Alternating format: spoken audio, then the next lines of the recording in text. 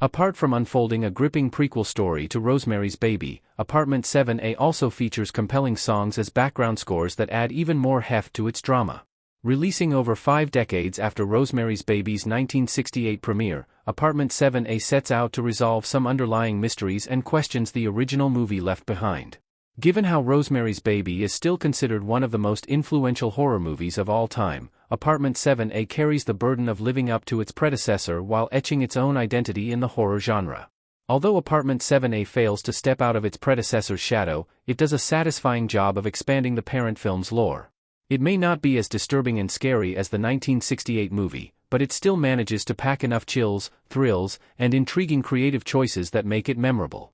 During many pivotal moments, Apartment 7A also almost presents itself as a musical, featuring upbeat background scores and dance sequences. These random bursts of color in the film's otherwise grim narrative make one curious about which song plays when in its storyline. When every song on the Apartment 7A soundtrack plays in the movie. From classical music to a cover by Julia Garner, Apartment 7A features a diverse set of tracks. Too Darn Hot, by Cast, this track plays in the opening moments of the movie, where Terry rehearses for an upcoming performance with her team. Little does she realize that her world will soon turn upside down. Trumpet, by Paul Mottram, a street artist plays this song on his trumpet as Terry walks out in the street, and the movie's title appears on the screen. Für Elise, by Ludwig van Beethoven. Beethoven's classic track can be heard in Apartment 7A when Terry visits Alan's home and opens up to him about how she has been struggling to find new opportunities since her injury. Heart, by Peggy Lee. Terry does not tread carefully as Alan drugs her to initiate the coven's satanic ritual.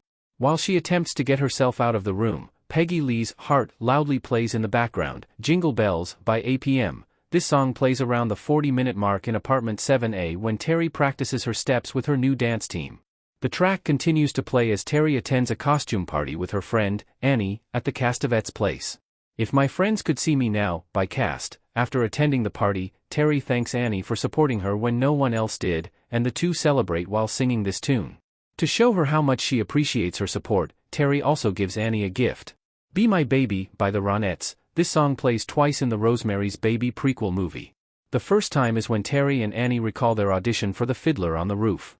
It plays again towards Apartment 7A's ending moments when Terry gives a final dance performance in the Castevet's home before leaping off a window and dying. Angle of the Morning, by Marilee Rush. While Terry washes her clothes in Apartment 7A around the 50-minute mark, this song plays from a speaker in the central building's basement. Lullaby, Part 2, by Julia Garner. Just like Mia Farrow hummed the final lullaby song from Rosemary's Baby's ending scene, Julia Garner sang this one for Apartment 7A's closing moment. Where to listen to the Apartment 7A movie soundtrack. The movie's songs are available on multiple music streaming sites.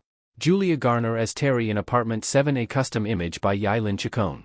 The official playlist for Apartment 7A, which includes original tracks composed by Adam Price and Peter Gregson, is available on YouTube for streaming. The same playlist can also be found on other music streaming platforms like Spotify, Amazon Music, Tidal, and Apple Music. The songs mentioned above have not been compiled together into an official playlist. However, all of them can be found individually on music streaming sites like Spotify, Amazon Music, YouTube Music, Apple Music, and Tidal.